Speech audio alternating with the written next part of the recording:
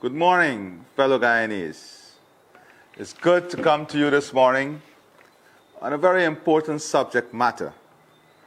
I wish to address some characters in our society who exercise what I would term egotistical arrogance.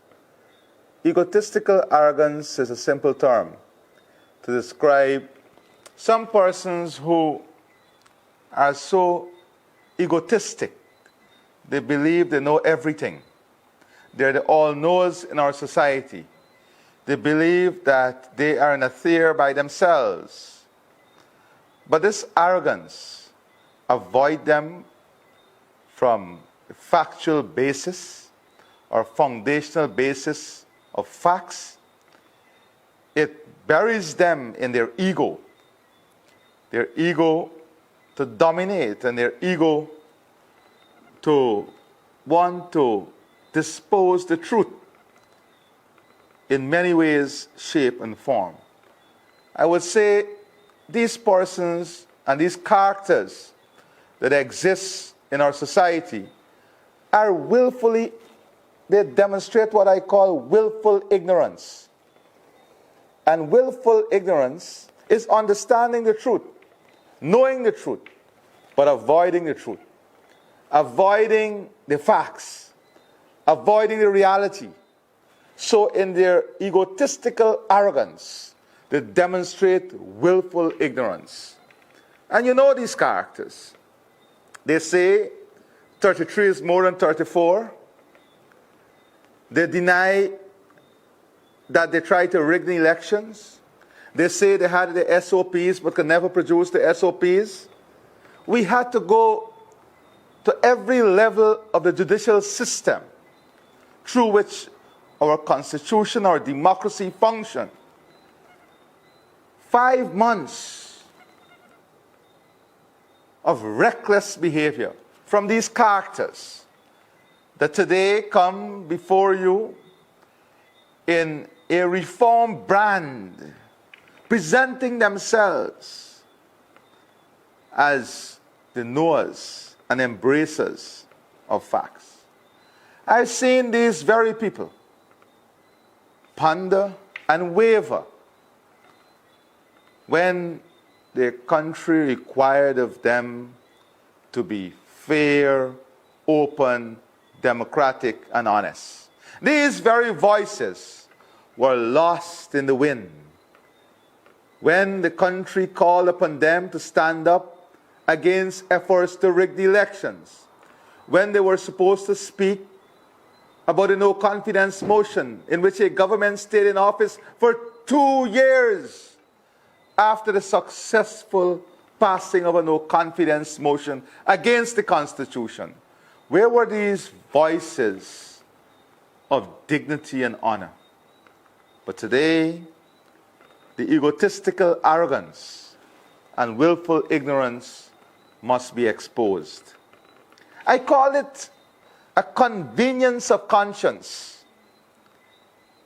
These guys and these characters demonstrate a convenience of conscience that is mind-boggling. They call themselves the virtuous ones of accountability. They call themselves the upholder of democracy. But a convenience of conscience cannot be ignored. And we must expose these persons. We must expose these characters. I wish to take you on a journey this morning, presenting to you some slides and the facts on the Natural Resource Fund and on the abuse of our Constitution. And I want to reflect a bit on the legal framework for the Natural Resource Fund and the 2018 No Confidence motion.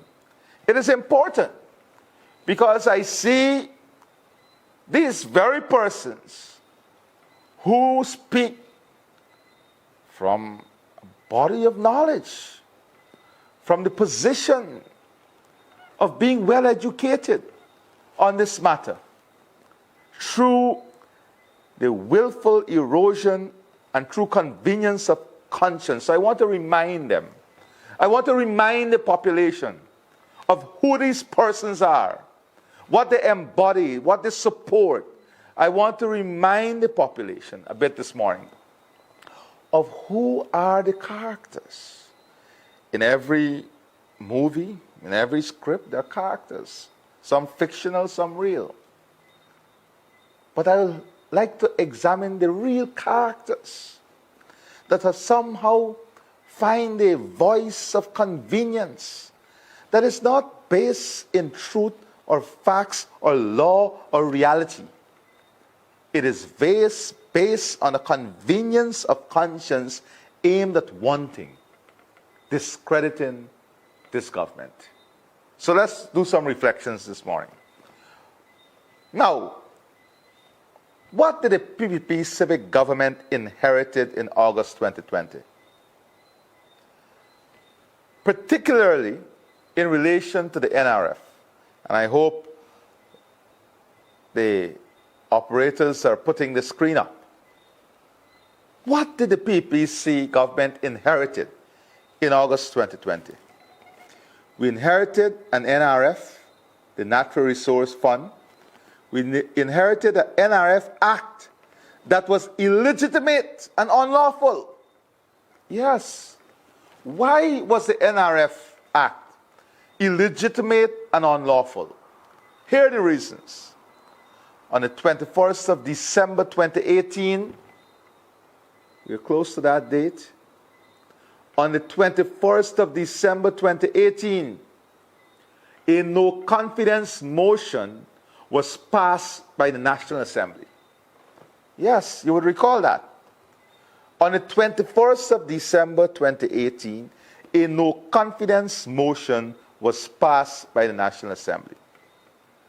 On the 3rd of January 2019, after the no-confidence motion was passed, the NRF Act was passed by the National Assembly after the no-confidence motion, with no input from the then opposition, the People's Progressive Party Civic. On the 23rd of January 2019, in an illegitimate and unlawful way, this act that was passed in an illegitimate process after a no-confidence motion was successfully passed in the National Assembly, the NRF Act was ascended to by then President Granger. So two problems here. One, a no-confidence motion was passed. After that, this NRF, with no input from the opposition, was passed on the 3rd of January 2019. And the then President proceeded to ascend to the Act on the 23rd of January 2019. What should have happened really when the no-confidence motion was passed on the 21st of December 2018? Because some of these guys pride themselves as brilliant lawyers, great mathematicians. Well, let me examine as a layman what was supposed to happen when the no-confidence motion was passed on the 21st of December 2018. Let's go to the Constitution. Article 106 of the Constitution is clear about the consequences of an NCM. Article 106 of the Constitution is clear about the consequences after the NCM. 106.6 says, the cabinet, including the president, shall resign. You hear that? The cabinet, including the president, shall resign if the government is defeated on a vote of confidence. On the 21st of December 2018, if these law-abiding citizens, the lovers of democracy, the virtuous ones of truth, if they had any decency, and none of them would have dared pen the letter, would have dared raise their voice or a finger when the constitution of this country was willfully trampled upon by these very characters, these egotistical persons who demonstrate willful ignorance and are what I call people who are characterized in the convenience of conscience. They are ultra-crepidarian. That's a word you can use to capture them in totality. Ultra-crepidarian. Denialism. They denied in the public view of the world that they were defeated in a no confidence motion. So Article 106 of the Constitution made it clear that as a consequence of the NGM, 106.6 says, the cabinet, including the president, shall resign if the government is defeated on a vote of confidence. Did they resign? No. Instead, in an illegitimate way, they passed the the NRF, National Resource Fund Act. 106.7 goes on to state, notwithstanding its defeat, the government shall hold an election within 3 months. Oh my Lord. Clear as daylight. Notwithstanding its defeat, the government shall hold an election within 3 months. Remember how long we waited for the elections? We waited 2 years after. But much more than that. After winning the elections, we had to wait 5 months and fight so the will of the people would have been heard. That is thievery. Where were these voices? These voices were defending the illegitimacy. These very voices were defending the erosion of the Constitution. These very voices were protecting the illegal act of the then government. Instead of resigning, immediately, the APNU AFC forced through the parliament an NRF Act that was fatally flawed. Now let us look. They like to speak about governance and transparency. Let us look at the NRF Act that they rushed through the parliament. And let me show you the fatal flaws. Just a few examples. On governance, the Act demonstrated weak provisions on governance. What the Act did was it concentrated the powers in the hands of the Minister of Finance. This Act did not provide for any board of directors whatsoever. It didn't provide for any independent arm. It concentrated the power in the Minister of Finance. And I will go on to demonstrate to you what was the consequence of such concentration of power in the then Minister of Finance hand. So on governance, that's one issue. On transparency, the non-existence of transparency in the act that was rushed through Parliament and passed after the NGM.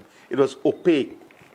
It was complicated. It was not designed for the ordinary population to understand.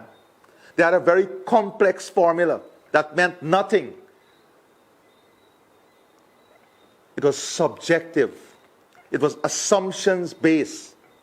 The formula to determine the ceiling on withdrawal from the fund was complex. It was not meant to enhance transparency. There was no requirement in that act to publish deposits into the fund. Can you imagine that? None of us would have known about the deposits in that fund. Remember the 18 million bonus? Yes, that was what they were contemplating. To hide from the public the deposits into the fund. So that act had weak governance and non-existent transparency. There was no requirement to publish deposits into the fund. And expenses allowed to be charged directly to the fund without prior parliamentary approval. Can you imagine? The parliament was completely taken out of the equation. There was no oversight. The parliamentary oversight was completely removed. Any expenses under this fund would have been a direct charge. The Minister of Finance, with a concentration of power, would have gone into the fund, extracted what he wanted. We would not have even known what is in the fund. That was the bill that was illegitimately passed. Let's go on. What did we do? After assuming office, the People's Progressive Party, civic government, took to Parliament in 2021 a new NRF bill. And what the bill did, just a few examples, it strengthened governance, improved transparency, and extended parliamentary oversight. Three of the most key features. How did it improve governance? One, there was complete reduction of the ministerial powers. For a matter of fact, if the minister does not publish the deposit, you would not have known what the deposit was. Within a time period, he is liable to 10 years imprisonment. So one, you saw the reduction of the powers, the ministerial power. Two, an independent board was brought into play. The establishment of a board of directors. And the vesting of previous ministerial powers in the board of directors. That is what the new act did. That is governance. Taking away the power that they rested in the bosom of the minister and transferring that power to the independent board of directors. That is real governance. They won't write about this. They can't defend their act. We're comparing here.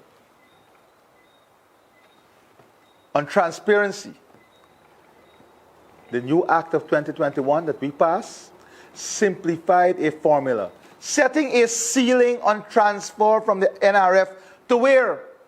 Not to a hidden account, not to a secret account, but to the consolidated fund. It established a simplified formula, it established a ceiling, and it established that the money must be transferred to the consolidated fund.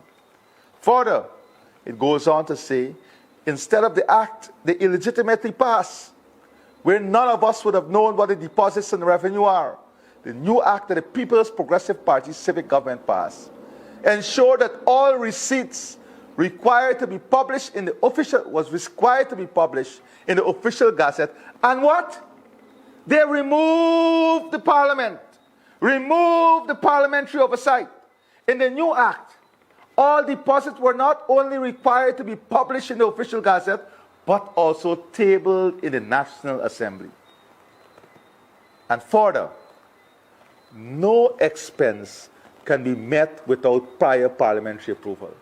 So whereas in their illegitimate passing, they removed the role of the parliament, today the parliament reviews every expenditure. The parliament approves every expenditure. Nothing can be spent from the NRF without the parliamentary approval. Without the parliamentary approval. Who constitute the parliament?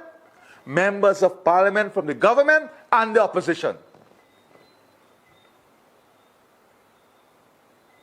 But these egotistical arrogance, the egotistical arrogance from these people, the willful ignorance, the ultra-crepidarians, they would never tell this. They would avoid these facts. It is a convenience of conscience that is exercised. It's denialism. And then look, furthermore, parliamentary oversight, non-existent in the illegitimate act that they passed. In the parliamentary oversight, what did we see? Annual transfer from the NRF, the consolidated fund, approved as part of the budget process. Oh my, can you imagine that? What more accountability can be brought? The annual transfer from the NRF to the consolidated fund, and it must be approved as part of the budget process. And the budget process includes parliamentary approval. It includes the examination of estimates. It includes the examination of expenditure. It includes oversight in the governance structure. It is then incorporated into the national budget, and I hope the operators, the technicians are putting these screen up, because I want you to see them.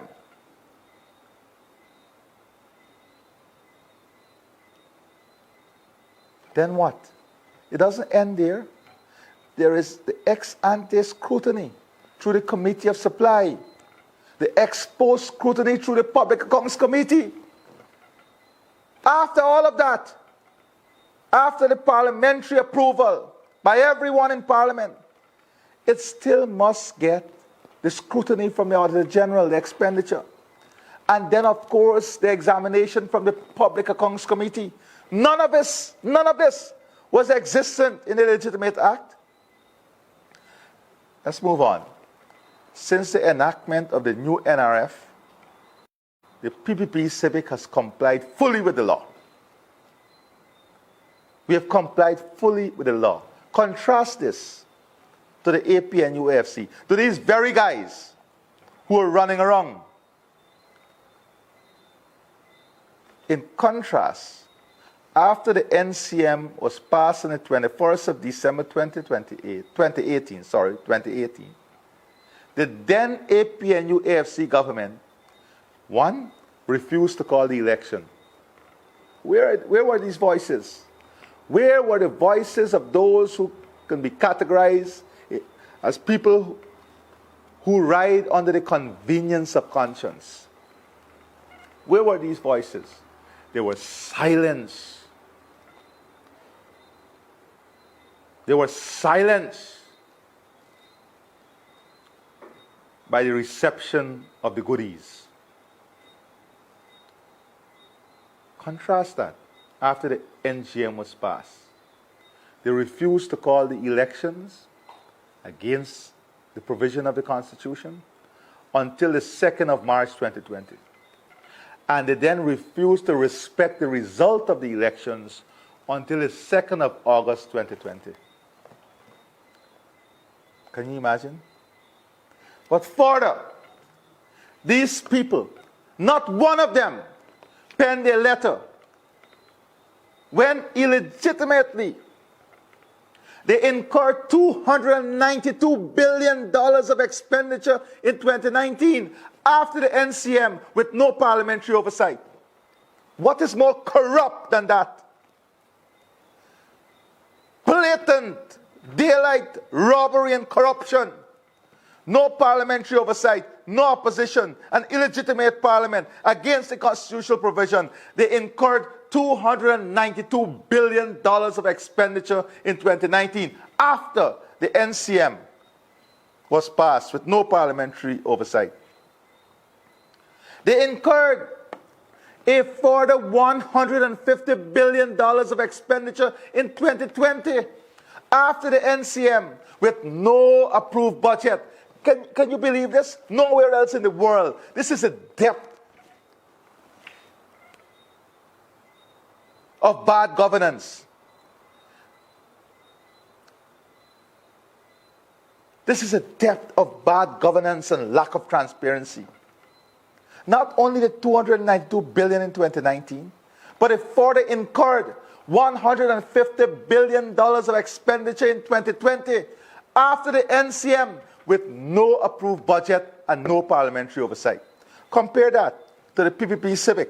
When we were in office with a minority government and they cut the budget, they cut public servant pay, they cut this, they cut that, we lived with the cut. Can you imagine if we had done this? That if without an approved budget or with a cut budget, we went ahead and incurred these expenditure?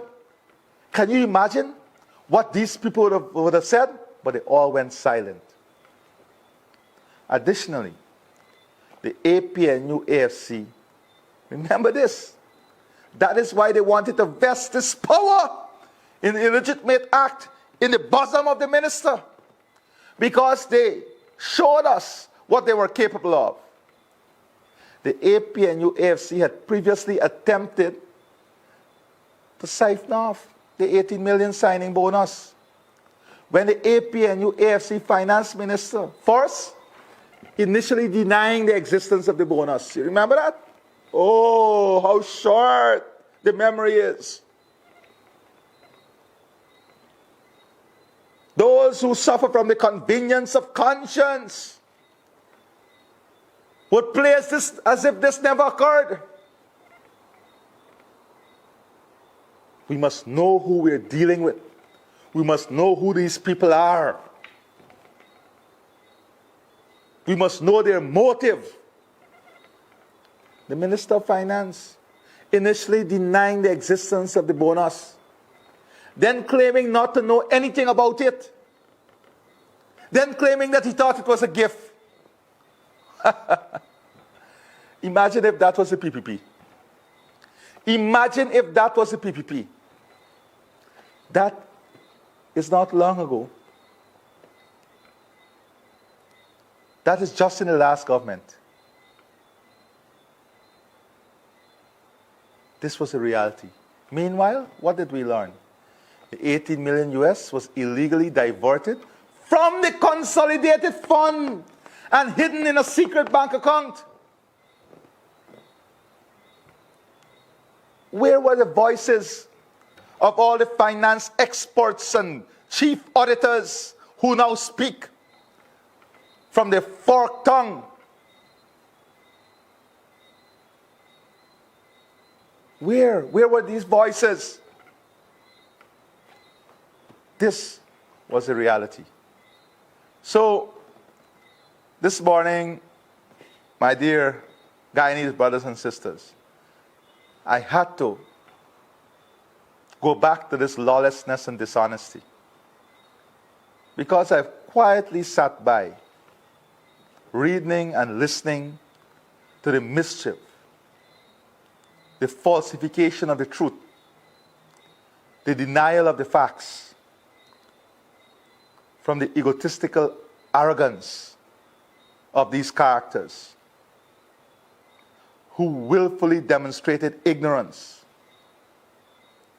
the convenience of the conscience must never ever override the facts, the truth,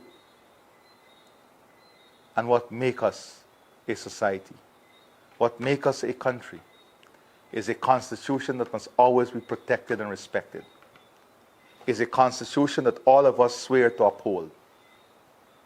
That is what is a foundational pillar under which our nation stands. I hope I was able to bring some clarity through the facts. I hope I was able to expose